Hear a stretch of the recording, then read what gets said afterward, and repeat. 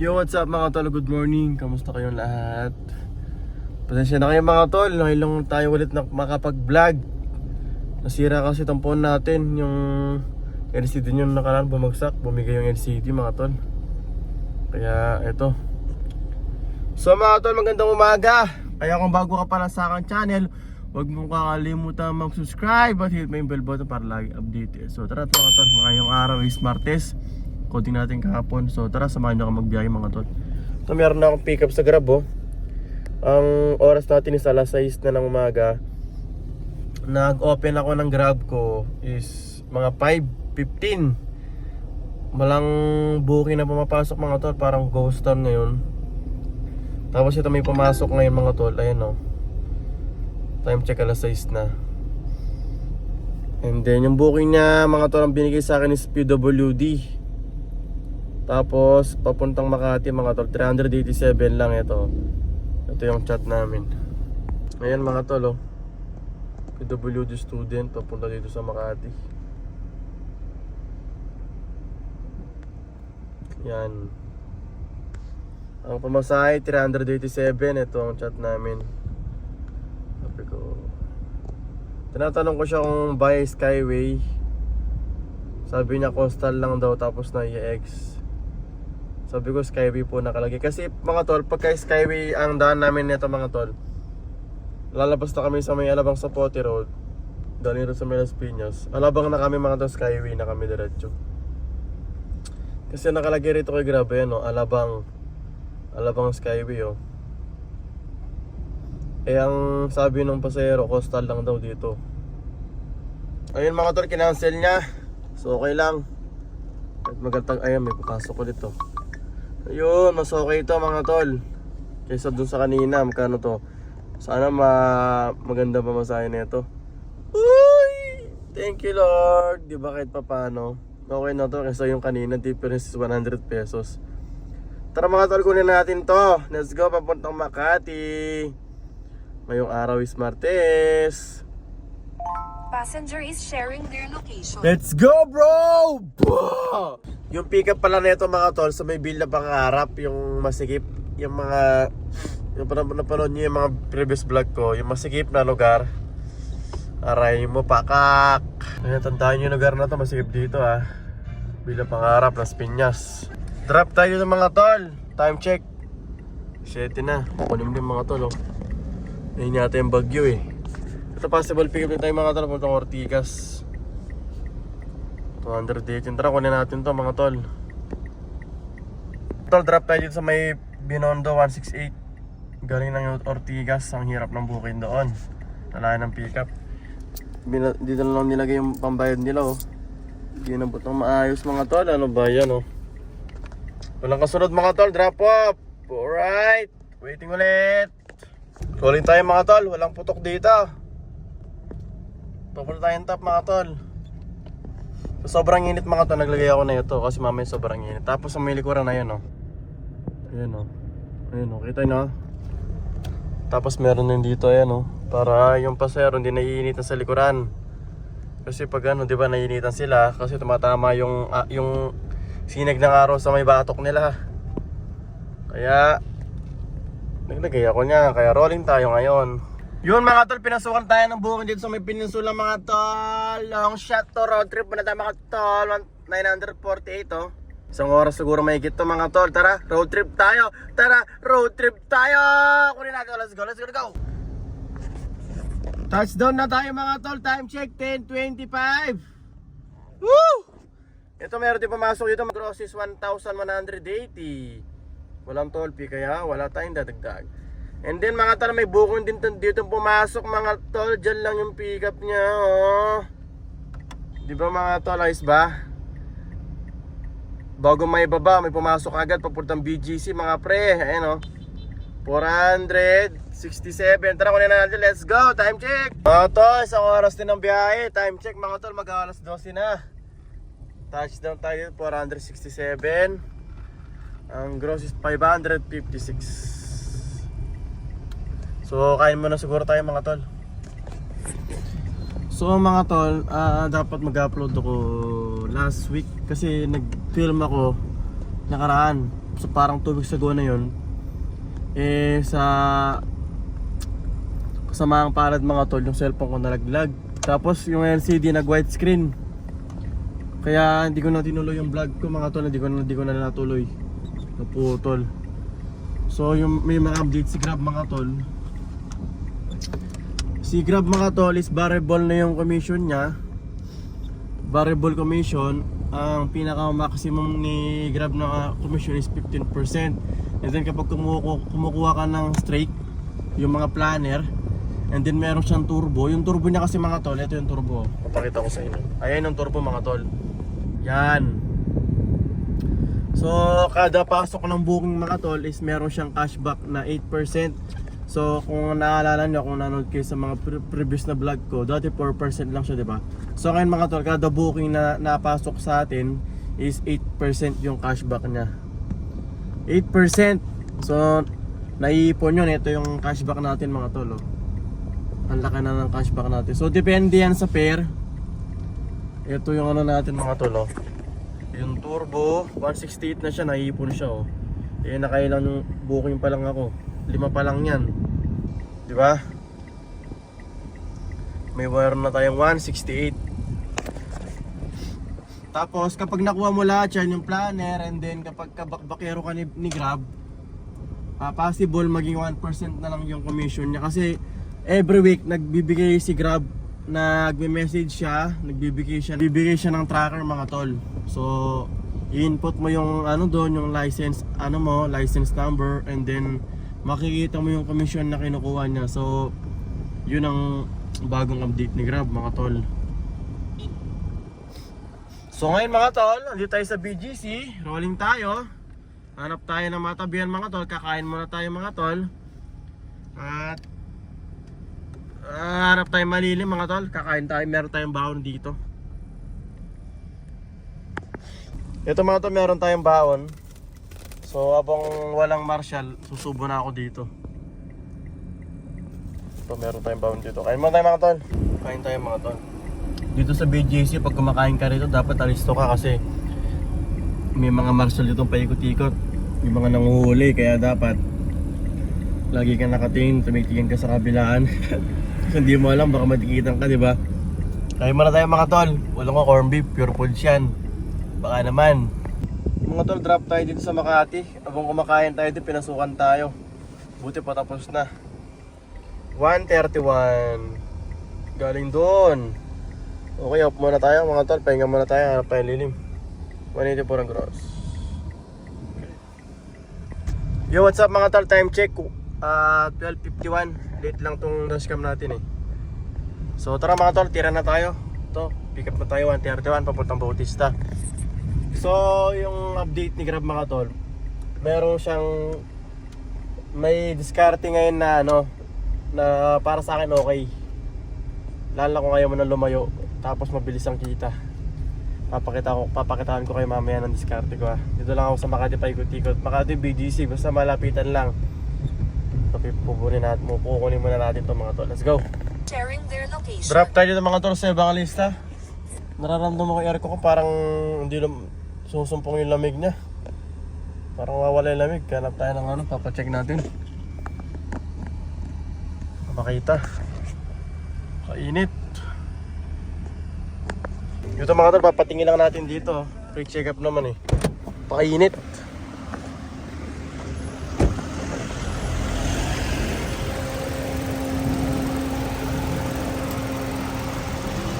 Doon nakapali. Ayun mga tol, pinacheck natin dito sa Evangelista. Nandito na din naman tayo. So pinacheck ko mga tol, normal naman daw. So baka bukas ng umaga na lang mga tol, didigan ko na lang ng i-check yung radiator neto, yung top up ng coolant. So i-check natin siya. So ito, pipick up ulit tayo mga tol. Piso na naman to. Piso. Ganito yung mga gusto ko ngayon kasi piso eh. Yung minimum kasi ni Grab ngayon mga tol, 110 pesos. So isipin mo kung sa isang oras makasampu ako sa malapit at kantuan lang, meron ka 110 sa isang pasahero, diba? Jackpot. Tapos mga tol, ang bilis lang natin do. Piso.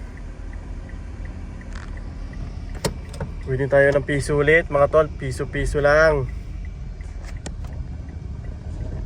May nagiwan pa ng kalat doon. Oh. Dugyot oh. Sino kayo nagiwan doon? Siguro yung may bata kanina. May pumasok ulit mga tol oh. Minimum oh. Yan ang sikreto. Minimum lang ang kukunin natin. Petix lang pagka nakauna ka sa umaga. Kung makasampu kang ganyan no. Kasi yung mga tol ngayon kay Grab, wala na siyang 64 pesos. Kasi nga di ba mataas ang gasolina. So ang ginawa niya is nag-launch siya ng 350 million na pondo Passenger is sharing their location. para sa kanyang mga Grab partners tulad ng Mubit, Grab, Grab Express, Grab Food. Kaya ito mga tol, sa Grab driver meron din. So, kung makasampu ka sa minimum na 110 pesos, tapos yung atid lang na kantuan lang, di ba panalo ka mga tol? Kaya tara, kunin na natin to mga tol. Nalaman nyo yung diskarte ko ha. Pero sa mga nanonood ng mga tol, nakakuha na yung diskarte. Alam nyo na ha. Kunin natin to. Ito mga tol, piso. Magkano ang gross nya? 110 din, no? Di ba walang commission si Grab. Waiting ulit. Kagandahan kasi sa mga malapitan mga tol, dito lang, tapos mabilis ang atiran, tapos sunod-sunod yung booking. Hindi ka tulad pag kumuha ka ng malayo, hindi mo sure kung may pabalik. Hindi mo sigurado kung may pabalik, di ba? Kaya piso-piso na lang, doon ka panalo. Kung saan ka panalo, doon ka. Pero itong diskarte natin mga tol, hindi ito hindi natin alam syempre. Kasi binabasa lang din ni Grab yung pamasahe dahil nga tumaas ang gasolina. Pagka medyo bumaba na rin ang gasolina mga tol, is tatanggalin na din ni Grab yung 110 pesos na minimum. So habang ngayon mga tol, ang minimum niya is 110 pesos, samantalahin natin. Ito tulad nito, may pumasok na dalawang long shot papuntang QC, tapos Don Bosco. Ang pamasahe ng papuntang QC is nasa 370 lang. Siguro ang biyahe nasa isang oras. Pero kung dito mo yung kukunin, tatlong malapitan lang, di meron kang 360. Sabi mo na kung hiatid lang nasa 10 minutes or 5 minutes. Swerte ka na kung meron ka talagang nakuha na sobrang lapit lang, ang atid lang niya nasa 5 minutes, yung nasa kulang 1 kilometer lang yung atid. Tapos kanina may pumasok din papuntang Don Bosco, 280. Don Bosco Paranaque, hindi ko kinuha. So dito na lang tayo magpapaikot-ikot. Tapos mamayang konti, sesed din na tayo. Let's go mga tol. Piso hunting. Let's go. Ito mga tol, minimum ulit mga tol. Let's go. Ito mga tol, drop tayo dito, minimum. Time check, 2:40. Magkano na ba kita natin?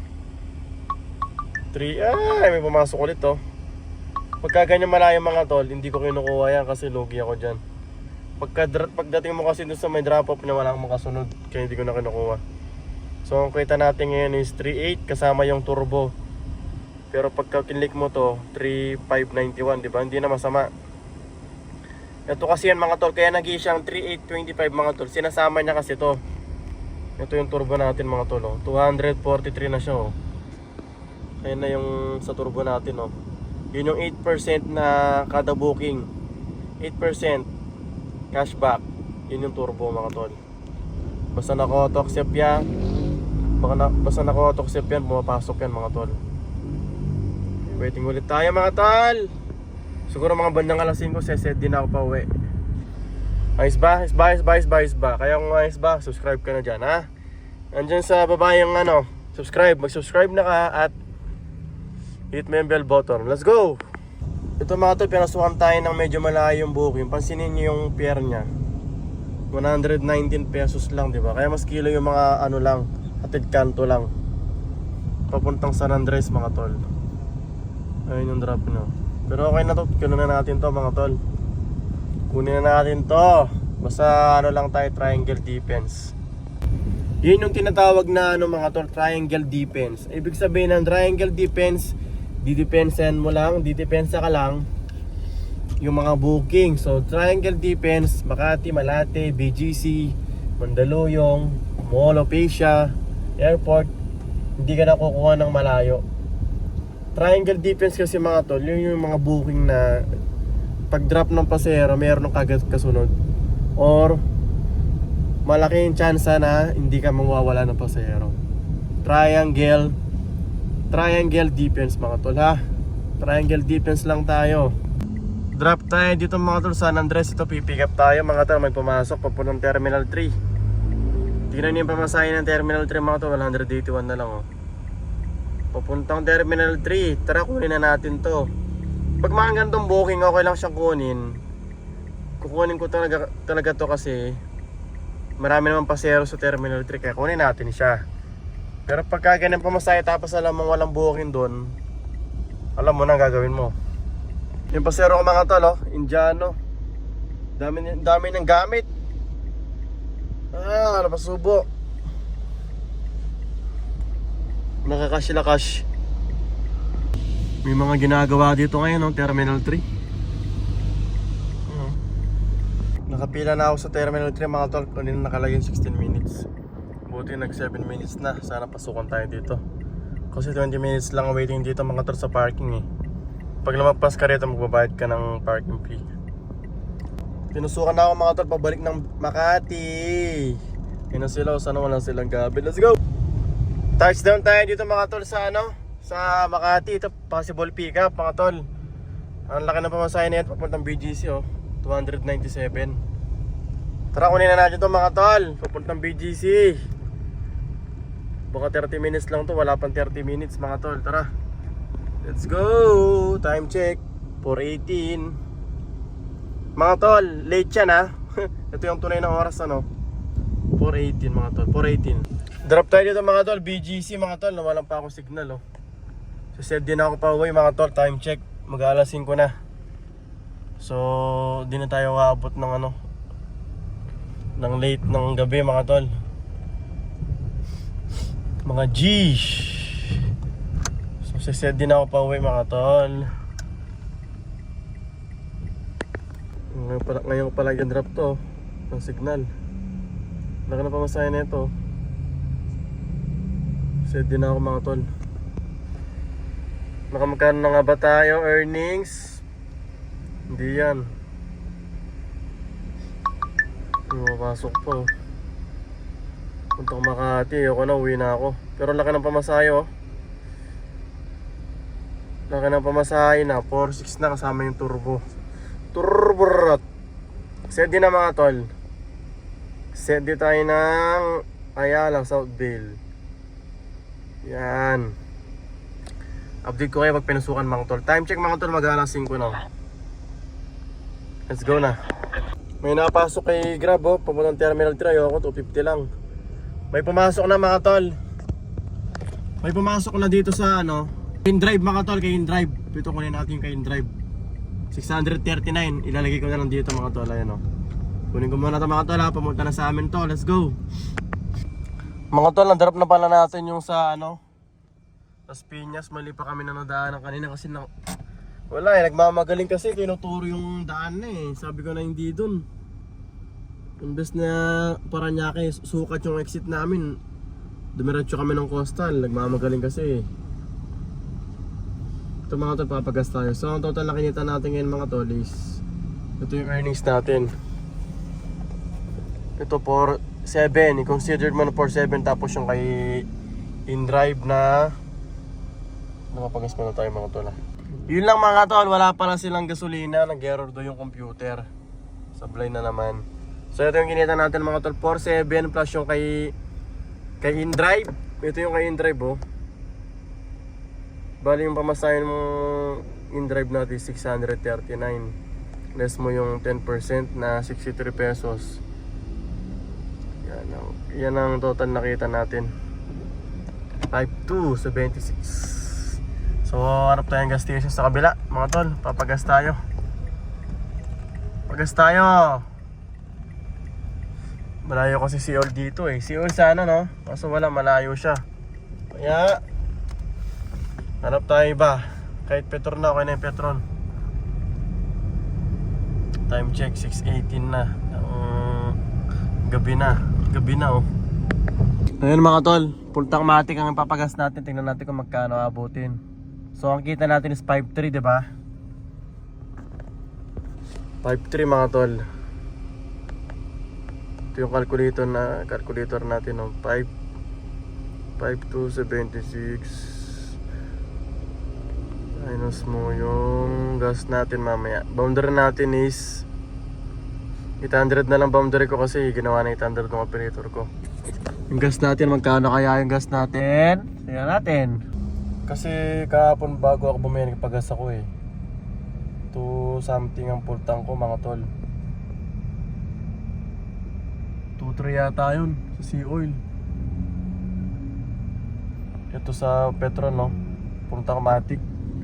Yung gas ko 1.5 na.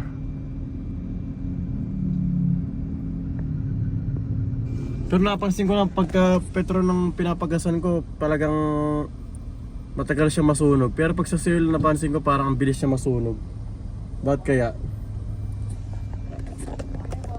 Okay na yun tol, matic. Magkano yan? 1724. Okay na yan, matic lang. Pansin ko parang mas okay sa Petron. Based lang sa experience ko ah. So ito na yung kita natin, magkano yung gas natin. Yan yung gross natin, yung less main boundary 4476 na lang siya. Tapos yung less main gas natin 1724.19. So meron pa rin tayong 2751. Parang natuto na. Thank you. Ito yung tinakbo natin oh. So, ang gas nila dito, yung XCS, ang pinakarga natin mga tol is 82.30 centavos mga tol. Kaya mga tol, hanggang dito na lang tayo. Hanggang dito na lang yung vlog natin mga tol, no? So, time check, 6:20 na. 6:27, 6:30. Anong oras ako nagsimula? Nanggunan ako mga 5:20. Pinasukan ako na 6 na. So, i-consider mo na 12 hours siya mga tol. Pwede na rin siya, diba? 2,751 ang kinita natin. 2,750. Not bad, diba? Kaya mga tol, maraming salamat sa mga nanood. At kung bago ka pa lang sa akin channel, huwag mong kakalimutan mag-subscribe at hit mo yung bell button para lagi updated. Maraming salamat po. Peace out. Hanggang sa muli. Subscribe ka na.